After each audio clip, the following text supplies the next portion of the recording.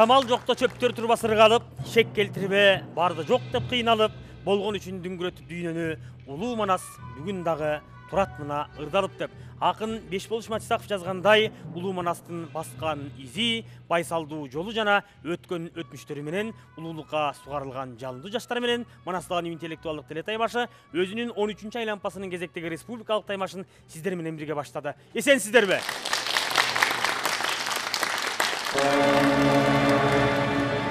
Манастагы интеллектуалдык таймашы өсүп келе жаткан жаш муунду жарандык атуулдукка, достукка, биримдикке, улут аралык ынтымакка тарбиялайт.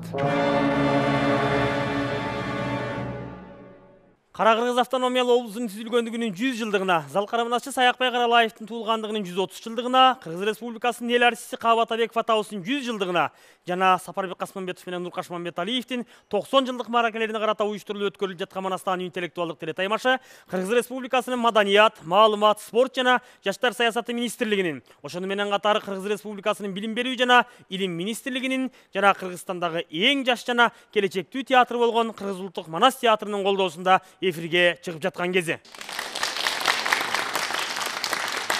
Тайлар келет жарышкан, чобурлары улам артта калышкан деп Акын Байдулла Сарногоев өз кезинде замандаш акын жазуучуларына жазгандай, чыны менен таймашыбызга жалаң мыктылар келип, алар иргели отуруп, нагыз мыктынын мыктысы, көй кашканын көй кашкасы, сырттандар гана байгеле орундарга жетет. Булар бүгүн облустан эң мыкты деп тандалып келген топтор. Ал эми алдыда жарым финалдык жана финалдык баскычтар бар. Ошол баскычтарга кимиси кетет, анын баардыгын алдыңкы оюндарда көрөбүз. Кантсе дагы бир облустун эң мыкты деп тандалып келген жалындуу жаштары эсен соо биздин студияга келип отурган кези. Анда тааныштырсам, алгачкысы Ордолуу Ош облусунун Кара Суу районунан келген номер 28-чи учар орто мектебинин Хан Манастын урпактары тобу. Даярдаган мугалими эл агартуунун отличниги Аманова Бегайым эжебиз. Хан Манастын урпактары тобунун атаандашы Бишкек шаарындагы номер 69-чу гимназиядан келген Айкөл Ааламы тобу. Даярдаган мугалими Жанышбекова Үпөл. Айкөл Ааламы жана Хан Манастын урпактары тобунун атаандашы Нарын облусунун Карагүжүр өрөөнүнөн келген Кыязов орто мектебинин Улукман тобу. Даярдаган мугалими Калиязова Гүлнур эжебиз. Улукман, Айкөл Ааламы жана Хан Манастын урпактары тобунун таймашына асара сеп сала турган биздин калыстар курамын тааныштырсак, калыстар тобунун төрагасы Кыргыз Республикасынын эл артисти, Гиннестин рекордсмени Рыспай Исаков агайыбыз.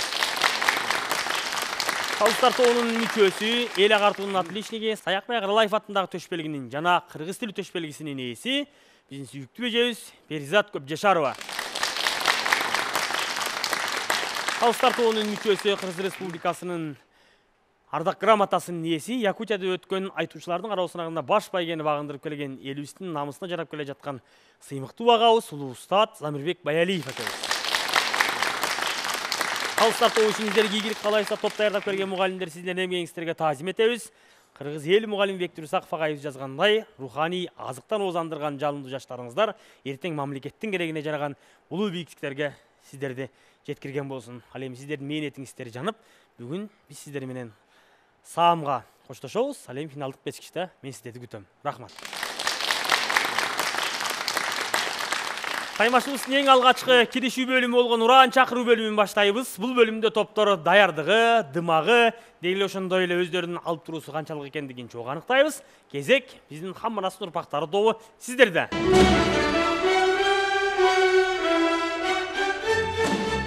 Озанып өстүм Манасты, Оштон айтам саламды. О жалып барат күн сайын Хан Манастын урпактары. Кадырлуу элим сактап келген, Саякбай бабам бактап келген Хан Манастын урпактары салам берет жалпы элге.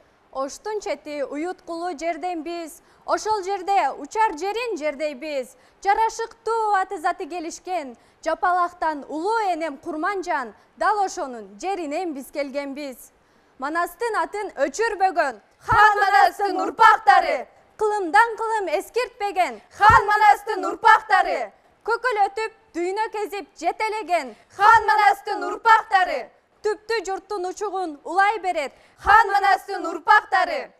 Биздин уран тилимде сүйлөйт Манас, дилимде өрчүйт Манас, элимде жашайт Манас, Манас, Манас, Хан Манас. Мен топ башчысы Үсөнова Адеми, топтун мүчөлөрү Карабаева Арина. Өсөрова Акбермет. Байманалуу тарыхы бар жапалак менен учардан келген Хамманастын урпактары тобуна ийгиликтерди каалайбыз. Кезек аларына таандаш болгон төрдөгү Айкүл Аламы тобу сиздерде. Кеп өзөгү салам болот элибизде, салам салтын бек сактаган жерибизде. Салтуулап салам менен сөз баштайлы, күч тартуулап дем кошуп демибизге.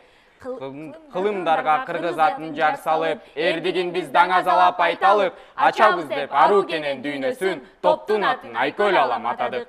Манастан калган жеримди сактап даңтап дайыма, каны кейдей акылман, топ башчысы Азима. Баатырлар изин басканмын, Манастан дүйнө ачканмын, баяндап Айкөл Аламын, топ мүчөсү Умармын. Алдейлеп турса заманам, айга күнгө тең болом, ай чүрөктөй затым бар, Акмарал деген мен болом. Жер курчаган дайранын ортосунан бүткөн ким? Манас, Манас, Манас. Дүкүлдөп соккон жүрөктүн толтосунан бүткөн ким? Манас, Манас, Манас. Айың менен күнүңдүн тирөөсүнөн бүткөн ким? Манас, Манас, Манас.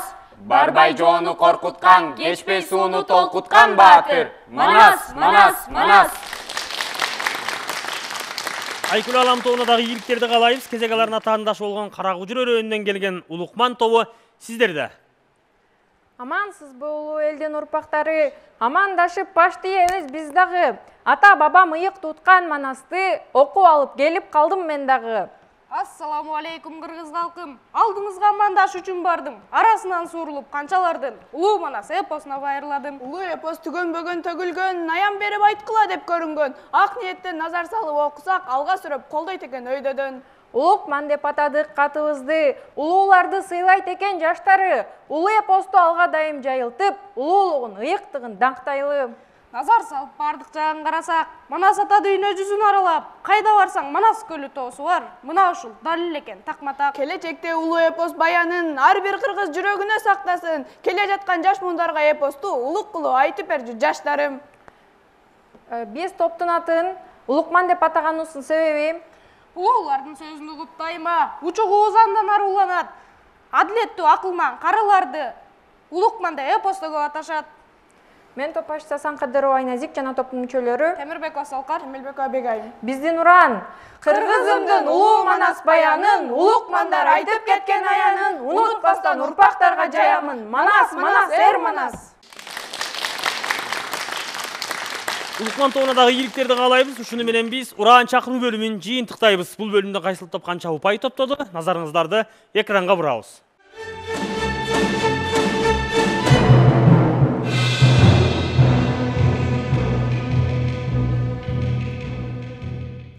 Кылымдар ачпай сабатты, кармабай калем кагазды, мен туулган доорго жеткирдиң, мээңе сактап Манасты деп. Акын Байдулла Сарнагоев атабыз жазгандай, чыны менен кайыптын иши болбосо, акылдын ченеми жетпеген улуу күч, кантип романдын ырчуулунан андан берке Токтогул, Тыныбек, Дыйканбай, Балгоо сыяктуу алыптардан бүгүнкү калыстар курамына жетип келди. Чыны менен бул кыргыз кызырлуу эл экендигинин, Кудай сүйгөн дагы бир улуу эл экендигинин далили. Болбосо Саякбай атабыз буркан шаркан түшүп, 500.553 ырсабын адам акылынан жаттап же бирөөдөн үйрөнүп алуу мүмкүнчүлүгү барбы? Бул албетте керемет гана көрүнүш. Так ошондой кереметтердин ичинде сүңгүгөн балдар бүгүн канчалык деңгээлде жыйнактуу жана ийгилик менен чыгышты жогу көрөбүз. Саякбай атабыздын так ошол улуу дүйнөсүнө саякат кылган балдарга алгачкы суроо Хамманастын урпактары тобу сиздерге.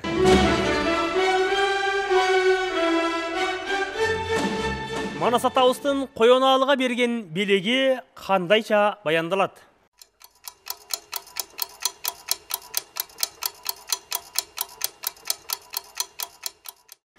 Манас атабыздын коёналыга берген белеги бул чатыр болгон. Ал коёналы эми чатыр тигип, өзүнүн эмелерин, курал жарактарын, үстүндөгү кийимдерин, жого салышканда кийчү кийимдерин чечип койгондон кийин аны жаналы келип өлтүрөт. Ошол окуяда айтылат. Жооп туура, азаматсыздар. Кийинки суроо. Айкүл Алам тобу сиздерге. Манас атабыз каза тапкан жер кайсы жер? Манас атабыз каза тапкан жер бул Кеңшор деп аталат. Бул эпоста ошол чоң каза аяктагандан кийин Манас атабыздын өлүмүндө Кеңшор деген жерде, Таластын Кеңшор деген жеринде каза тапкан жеринде айтылат. Жооп туура, азаматсыздар. Кийинки суроо сиздерге урматтуу Улукман тобу. Карачанын үйүндө бир учурда 2 жоготуу болгон учур кайсыл учур? Карачанын үйүндө бул 2 жоготуу болгон учур. Бул биринчиден Карачан ошол Манас атабыз өлгөндөн кийин, бул Манас атабыз өлгөн күнү эртеси эле анын түбөлүктүү жары болуп Сайкал кызы, Карачан Сайкал кызы өлөт. Экинчи болсо ошол убакта эле Көкбөрү бул Жаналы Коёналыны өлтүргөндөн кийин ага чейин бул Алты Сапар Жаналынын элин басып алат. Аларга 6 сапар желин басып, аскерлерин көп нерсесин кыйратып сабап кетет. Ошондо дагы ким экинчи болуп каза табат? Коёналы өлөт. Анткени деген Карача менен Коёналы жээн тайке болот. Тайке жээн болушат. Кандайча тайке жээн болот ошондо? Анткени Көкбөрүнүн аялы Күлайым менен Карачанын кызы болот. Улукман тобу өздөрүнө берилген суроо боюнча биринчи жообун туура берди, ал эми экинчисине келгенде байланыштарын жана убакыт созуктурганына байланыштуу калыстар бош койбойт деген ойдон Данар Көсөй сапарды улантабыз. Суроо Хамырас урпактары сиздерге кийинки суроо. Чабарманга келген жаш Айдарды Манас атабыз кандай кабылдайт?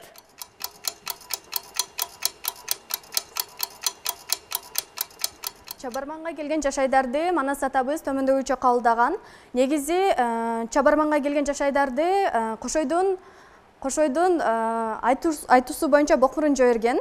Анткени кыргызды чаап алам деп кытайлыктар келген кезде Чабарманды жиберет. Аны Манас ачуусу менен аны өлтүрөйүн деген кезде Канике энебиз тизесине жалынып, жалгыздын жанын кыйбалчы, өртөчкөндөй кылбачы деген кезде Бакай келип, айланайын Манас, ал Бокмурун жалгыз, сен жалгыз, жалгыздын жанын кыйбачы, өртөчкөндөй кылбачы, бөлүнүп кетти кыргыз деп бөлөк элге кеп кетет.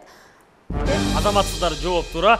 Көкөтөйдүн ашында жолойго каршы эмне себептен кошой чыгат? Көкөтөйдүн ашында жолойго каршы кошой чыккан себеби жалпы эле ошо жолойго ылайыктуу балбандардын арасынан кошой болгон. Негизи Манасты чык деп эл колдогондо Манас каршы чыгат. Ошол өзүнүн өзүнөн улуу адамга жол берип, сыйлагандыгын билгизип, ошол жолойго туура келет, ылайыктуу деп кошойду көрүп анан чыгарат. Бир четинен ал жакта дагы бир нече балбандарды айтышат, бирок алар өз себептерин билдирип кошой чыгат. Ал кошой ошол жолой балбанга мындай экөө күчү менен сынашканга ылайыктуу болгондуктан. Же болбосо Манас төштүктү чык деген, бирок төштүк деген ошол убакта ошол жердин түбү желпиништен эми чыгып, жок мен деген алым тайып турган убак азыр, мен азыр жолойго каршы чыга албайм. Эгерде азыр жолойго чыксам мен утулуп калам деп айтса, андан кийин эч ким эр табылбагандыктан айла жоктун айынан кошойду чыгарат. Жооп туура азаматсыздар. Кийинки суроо Улукман тобу сиздерге жолойго каршы күрөшүүгө багыш эмне себептен чыккан эмес? Каршы бул багыштын чыкпаганын себеби бул ошол багышка Манас кайрылганда багыш айткан, ушул мен жет өзөндө жетигер эптеп жүрүп эл кылгам, курама куруп ошол элди чогултканмын. Ал эл ошол мага гана таянып турушат. Эгер мен ушул жолойго каршы чыгып, эгер ошондон утулуп же болбосо ошол казам жети өлчү болсом, бул эл чачырап кетет деп ошол себептен чыккан эмес. Баракелде, жооп туура азаматсыздар. Кийинки суроо кайрадан Карманастын урпактары тобу сиздерге Коңурбайдын куу түлкүсүнүн башка түлкүлөрдөн эмне айырмачылыгы бар?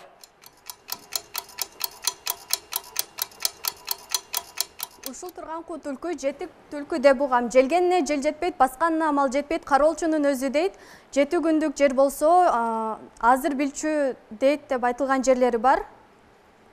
Башкадан айырмалары бул кароолдукту аябай жакшы билген жана ошондой эле 7 күндүк жер болсо азыр эрте билүүчү, 7 күн мурда билүүчү өзүнүн касиети болгон.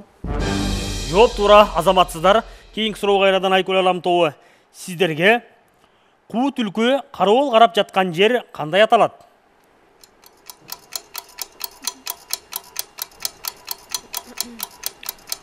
Куу түлкү кароол карап жаткан жер Кыркайың. Бул окуя каерде кездешет? Бул окуя ошол жалпы эле куу түлкү анан кийин сууктөрдү карап жаткан ошол жаныбарларды тынчылар жөнүндө айтып бергенде дагы кездешет. Кичи Казатта дагы. Тилекке каршы жооп жок. Бул Карагырда кароол карап жаткан. Кийинки суроо Улукман тобу сиздерге жөө желдет 14 атты алып каканга каза тачуу үчүн камынып келе жаткан Семетей Бакайды кайсы жерден көрөт? Боз сеңирдин урчукта бозала чатыр көрүнөт, чатырды көрүп жөжөлдөт, көңүлү жаман бөлүнөт деп эпоста баяндалгандай, бул ошол Семетей бакайлар келе жатып, ошол бозучукка конушкан, аны ошол Мурадылдын жөжөлдөт, ошол карабал карап жүрүп, боз сеңирдин урчуктан бозучуктан көргөн. Кайсы окуя боюнча да айтылачы. Баа бөлөк кайсы жерлер болушу мүмкүн бу жерде? Окуя бул кичи казаттын башталышы, ошол Семетей бакайлар 14 атты камдап, ошол неме Бейжиңге бара жатып, ошол тыным алышат бозучукка. Ошондо ошол каракыя ошол Мурадылдын жөжөлдөти карабал карап чыгып, ошондо көргөн. Кандай жер суаттары бар бу жерде да бөлөк? Тилекке каршы Улукман тобунун жообу туура эмес. Биз күткөн жооп бул кадимки Жыргалаңдын Караталдан көргөндүгүн айтса болмок. Ал эми окуя боюнча маалыматы бар экендигин көрө алдык. Кийинки суроо кайрадан Хамманастын урпактары тобу сиздерге Сейтектин тушунда таластагы кыргыз күзөгөн жер кайсы жер?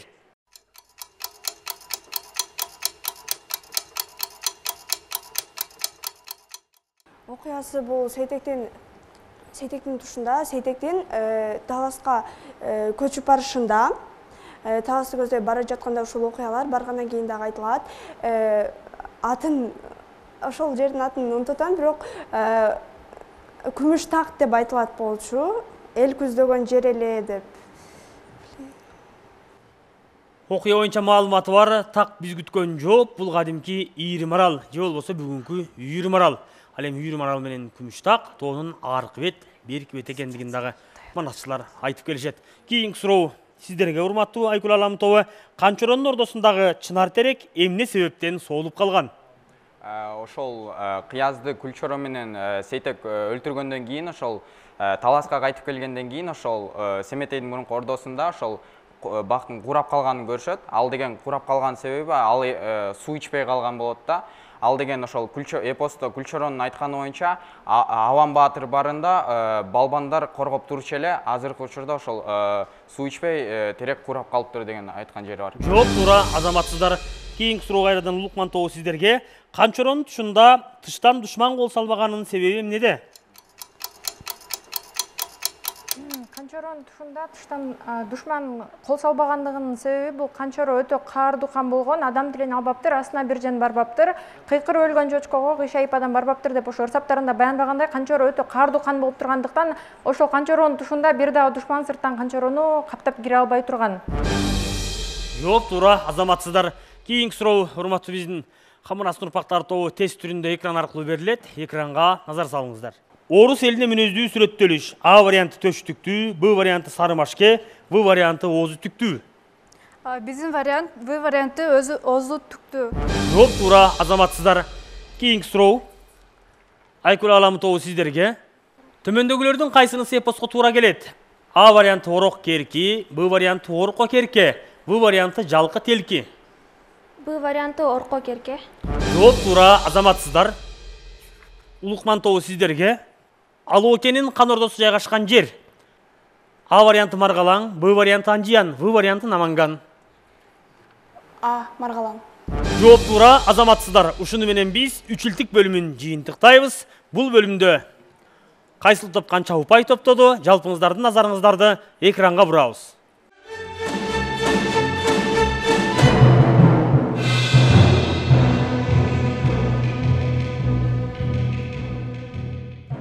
Таймашыбыздын 3-чү бөлүмү болгон Сыр Куржун бөлүмүнө кезек келди. Бул бөлүмдө өзүңүздөр билгендей топторубуз эпоста кездешкен көнөргөн сөздөр менен макаллык каптарды Куржундун көзүнөн алып чечмелеп беришет. Топ башчылары келиңиздер.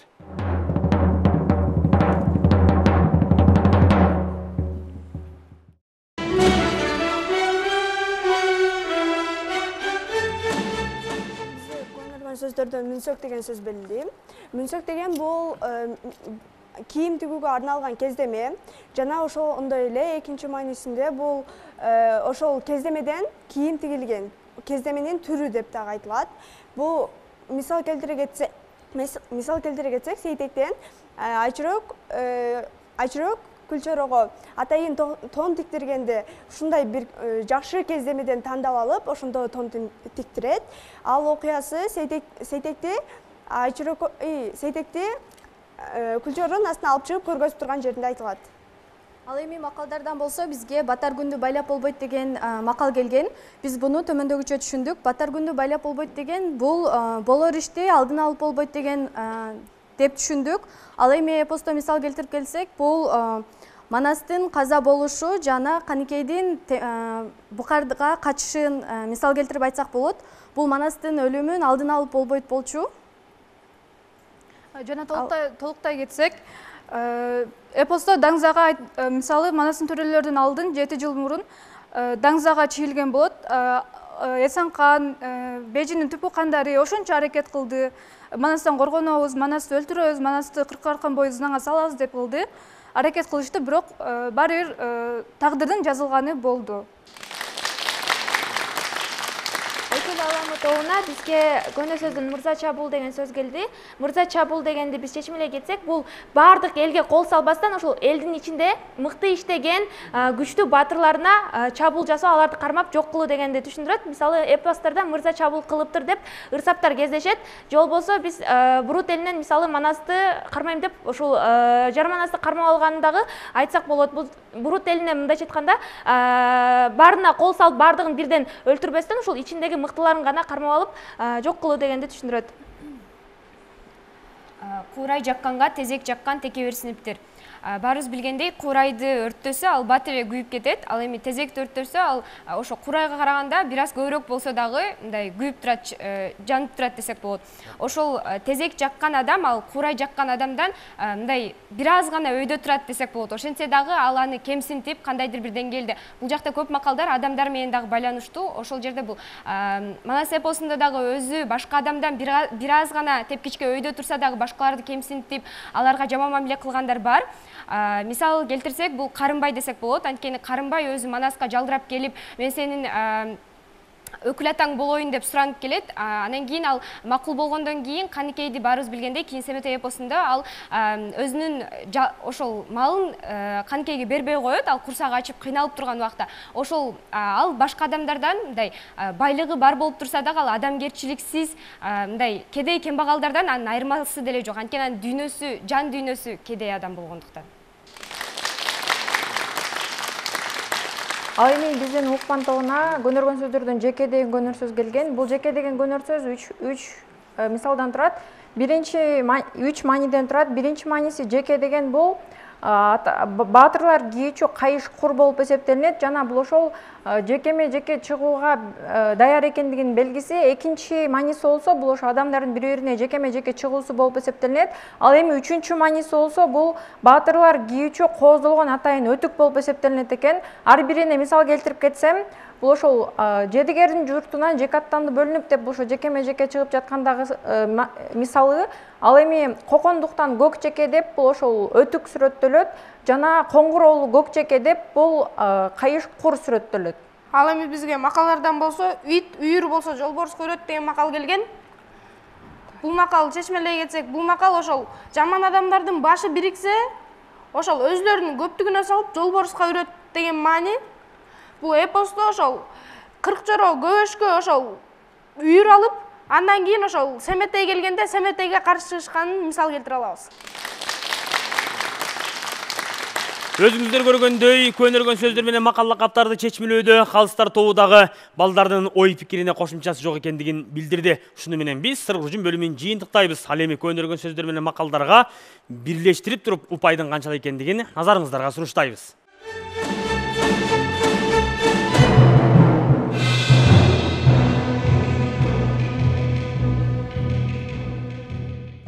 Уркаш атабыздын Тайтордун чуркаш окуясында терекке жоолук буган бар, теминип сүрөп турган бар, баканга жоолук буган бар, бакырып сүрөп турган бар деген таасын саптар бар. Дагы ошонун сыңарындай биз азыр сырттандар менен таймашыбызды баштайбыз. Ал эми топтун калган мүчөлөрү сырттанын сүрөп, дем берип артында көмүскө купуя тилекте болушат. Дагы ошондой мүнөттөрдүн бардыгын сырттандардын дене боюнан тер кеткен нагыз таймашыбызга назарыңыздарды бурабыз. Алгачкылардан болуп Хамманас урпактары тобунун сырттаны, анда эмесе жаныма келиңиз. Хамманас урпактары тобунун сырттанына биринчи сурообуз. Чийирдинин 6 баласы болгонбу?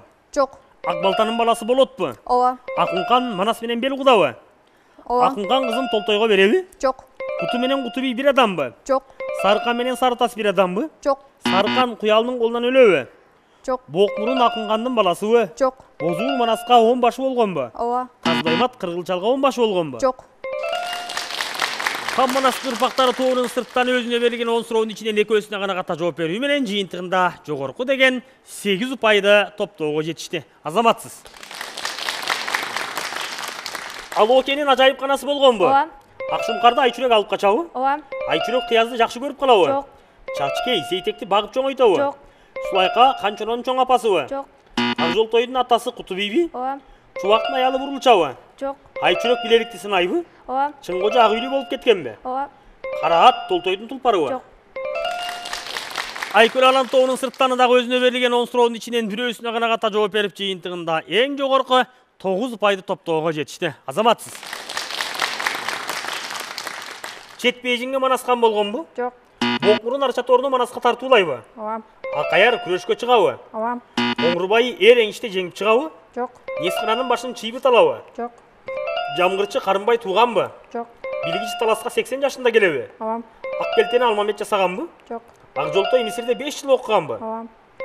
Китенин Сарыбай тууралуу маалыматы бар беле? Ооба. Өзүңүздөр көргөндөй Улукман тобунун сырттаны дагы 10 суроонун ичинен экөөсүнө гана ката жооп берүү менен 8 упай топтой алды. Азаматсыздар, бүгүнкү таймаш нагыз сырттандардын таймашы болгон сыяктанды. Алдыда атаандаштардын өз ара суроо бөлүмүнө кезек беребиз.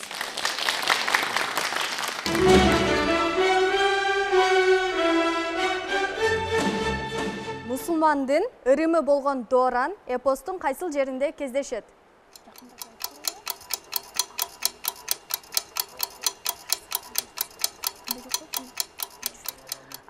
Бизде негизинен так жок, бирок жакындатып айтып көрөлү. Мусулмандын ырымы дооран деген биздин оюбузча ушул ак динге кирген элдерде, жерлерде айтылат деп ойлойбуз. Дооран дегенди түшүндүрө кетсек, дооран деген бул мусулмандын ырымы болот. Ал эми адам өлгөндө аны жаназасынын алдынан жаназасы окуй электе күнөөсүнөн арылтуу үчүн кыздардан 9 жашынан баштап, ал эми эркектердин 12 жашынан баштап эсептеп жашын ошого бөлүп мискиндерге, бейбечараларга байлыкты, алтынды же болбосо кандайдыр бир нерселерди берет. Ал эми эпосто биз аны Манастын өлүмүндө жана ошондой эле Көкөтөйдүн ашында кездештиребиз. Көкөтөйдүн ашында Бокмурун атасына жаназасын окутку чейин дооранына 9000 сур бээни байлап берген. Ал эми Манаста болсо мындайча айтылат. Каралоо энен Каникей, Балтыр бешик семетей, ат баштаган 4 түлүк дооранына сойдуруп деп айтылат. Жаназасын кан кошого окутуп деп айтылат. Упай жок, бере албайбыз. Биздин суроо мындайча, калкамандын кара аты кайсыл учурда минилет?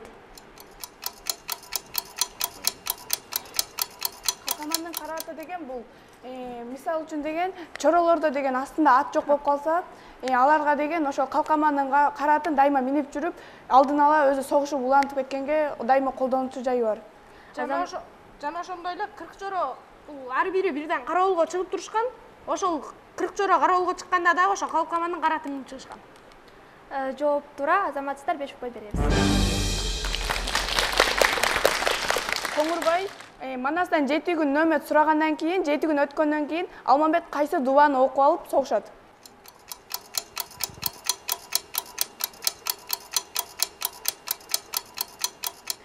Биздин оюбузча Алмамбет ажыдарын окусун, окуган, ошол жактан үйрөнгөн дубасын окуган деп ойлойбуз. Бул ал жерден үйрөнгөн эмес, бул деген атайын деген дайыма деген жайташтан колдонулган дубаны окуйт, уйба деген дубаны окуп жүрөт. Алмамбет эпосто айтып кеткен жайы бар. Силердин жооп туура эмес болуп калды, упай бере албайбыз.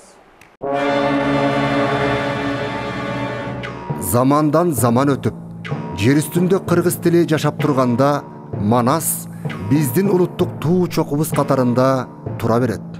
Чыңгыз Айтматов. Кадырман теле көрүүчүлөр, сиздер бүгүнкү чыгарылыштан Республикалық таймашыбыздын 13-чү айлампасындағы облыстардан ең мықты деп тандалып келген Республикалық таймаштың биринчи басқычын көрдіңіздер. Таймашыбыз Қырғыз Республикасының Маданият, Маалымат, спорт жана жаштар саясаты министрлигинин, Қырғыз Республикасының билим берүү жана илим министрлигинин жана ошондой эле Кыргыз улуттук манас театрынын демөөрчүлүгү менен ишке ашып жаткан кези. Таймашыбыз Кыргыз автономиялуу облусунун түзүлгөндүгүнүн 100 жылдыгына, Залкара манасчы Саякбай Каралаевдин 130 жылдыгына, Уркаш Мамбеталиев менен Сапарбек Касымбетовдун 90 жылдык маракелерине жана Каба Атабековдун 100 жылдык урматына карата уюштурулду. Бүгүнкү таймашыбыз канчалык деңгээлде болду? Кайсыл тайпа канча упай топтоду? Жалпы жыйынтыкты калыстар тобу кайрадан сиздерден уксак. Бүгүн алдыбызда олтурган хан манастын урпактары, Айкөл ааламы, Улукман топтору сиздерге чоң рахмат, аябай сонун даярданып келипсиздер. Бардык суроолорго жакшы жооп бердиңер. Мисалы хан манастын урпактары бир гана өз ара суроодо жооп бере албай калды. Жалпы упай хан манастын урпактары 48 упай, Айкөл ааламы 44 упай, Улукман тобу 47 упай алдыңыздар.